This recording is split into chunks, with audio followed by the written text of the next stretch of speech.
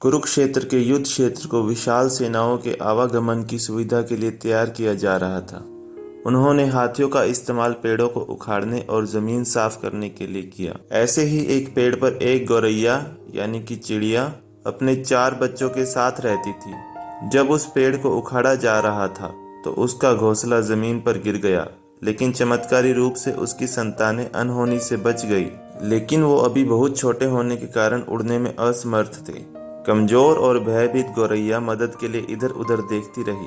तभी उसने कृष्ण को अर्जुन के साथ वहां आते देखा। वो युद्ध के मैदान की जांच करने और युद्ध की शुरुआत से पहले रणनीति तैयार करने के लिए वहां गए थे। उसने कृष्ण के रथ तक पहुंचने के लिए अपने छोटे पंख फड़फड़ाए और किसी प्रकार श्री कृष्ण के पास पहुंची। हे कृष्ण, कृपया मेरे बच्चों को बचाएं, क्योंकि लड़ाई शुरू होने पर कल उन्हें कुचल दिया जाएगा। सर्वव्यापी भगवान बोले, मैं तुम्हारी बात सुन रहा हूँ, लेकिन मैं प्रकृति के कानून में हस्तक्षेप नहीं कर सकता। गौरैया ने कहा, हे भगवान, मैं जानती हूँ कि आप मेरे उद्धारकर्ता हैं। मैं अपने बच्चों के भाग्य को आपके हाथों में सौंपती हूँ। अब यह आपके ऊपर है कि आप उन्हें मारते हैं या उन्हें बचाते हैं। काल चक्र पर किसी का बस नहीं है।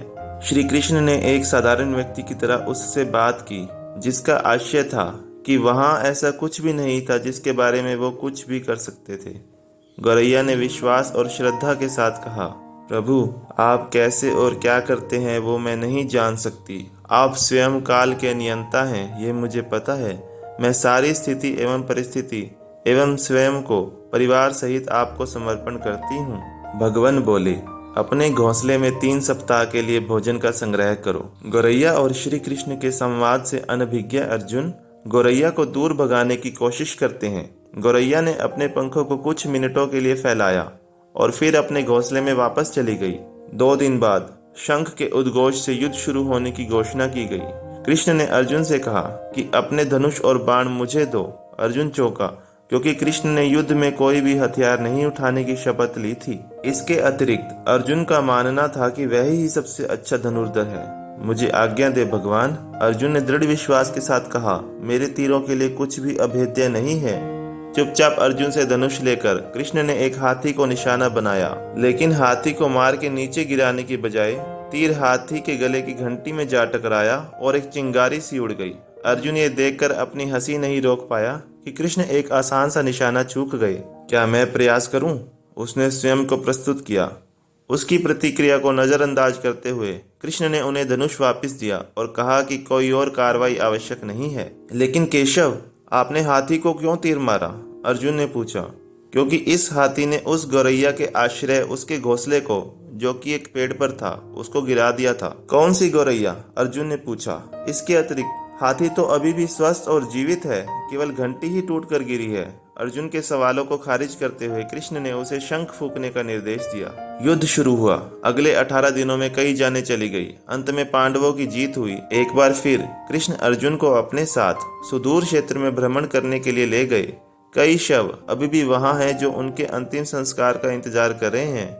जंग का मैदान गंभीर अंगों और सिर बेजान सीढ़ियों और हाथियों से अटा पड़ा था। कृष्ण एक निश्चित स्थान पर रुके और एक घंटी जो कि हाथी पर बांधी जाती थी उसे देखकर विचार करने लगे। अर्जुन, उन्होंने कहा, क्या आप मेरे लिए एक घंटी उठाएंगे और उसे एक तरफ रख देंगे?